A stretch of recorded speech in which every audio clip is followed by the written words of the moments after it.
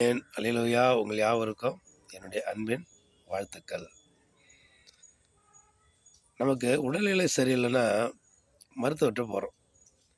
மருத்துவர்கிட்ட போகும்போது என்ன பிரச்சனை அப்படின்னு சொல்லி கேட்குறாங்க.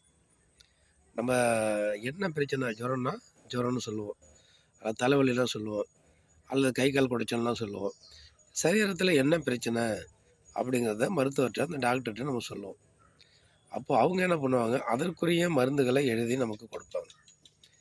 இப்போ அந்த மருந்தை எடுத்துக்கிட்டு வந்து தூக்கி நம்ம எங்கேயாவது போட்டுட்டு அதை சாப்பிடாம இருந்தோம்னா நமக்கு சரியாக போகுங்களா அது?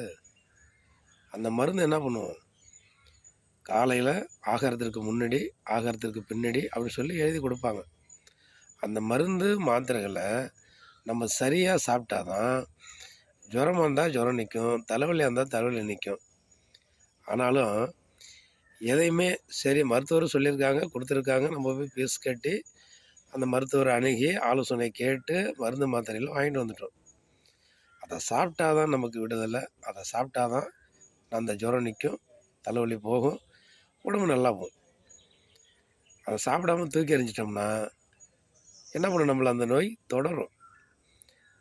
ஆனாலும் ஆலயத்திற்கு போகிறோம், ஆவியானவர் சபைகளுக்கு சொல்லுகிறதை காதுள்ளவன் கேட்க கடவுள். கடவுள் இன்னைக்கு, ஆண்டவர் இன்னைக்கு சபையில் ஊழியக்காரர் மூலம் நமக்கு என்ன பேசியிருக்காங்க, அந்த வசனத்தை நம்ம கை கொள்கிறோமா? சரி, இன்னைக்கு எனக்காக இந்த வசனம் பேசியிருக்காங்க, என்னிடத்தில் உள்ள குறைகளை ஆண்டவர்கிட்ட அறிக்கை செஞ்சு விட்டுட்டு, சரி இந்தந்த குறைகள் இருக்குது, இந்தந்த பிழைகள் இருக்குது, இதனுடைய நம்ம செய்யணும். ஆண்டவருடைய வசனம் என்ன சொல்லுகிறது, பிரசங்கம் இன்றைக்கி நமக்காக என்ன பேசுகிறது, பேசப்படுகிறது, பாஸ்டர் மூலயமா, வசனத்தின் மூலயமா, அந்த வசனத்தின் மூலயமா நமக்கு செய்திகள் கடந்து வரும்.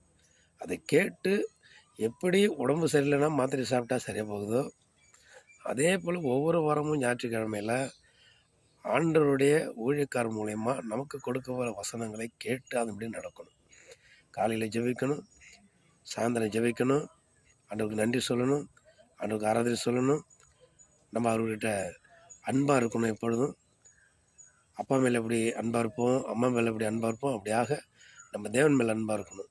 அப்படி இருக்கும்போது நம்ம கேட்டுக்கொள்வது எல்லாவற்றையும் அவர் கொடுப்பார். என்ன சொல்கிறீங்க?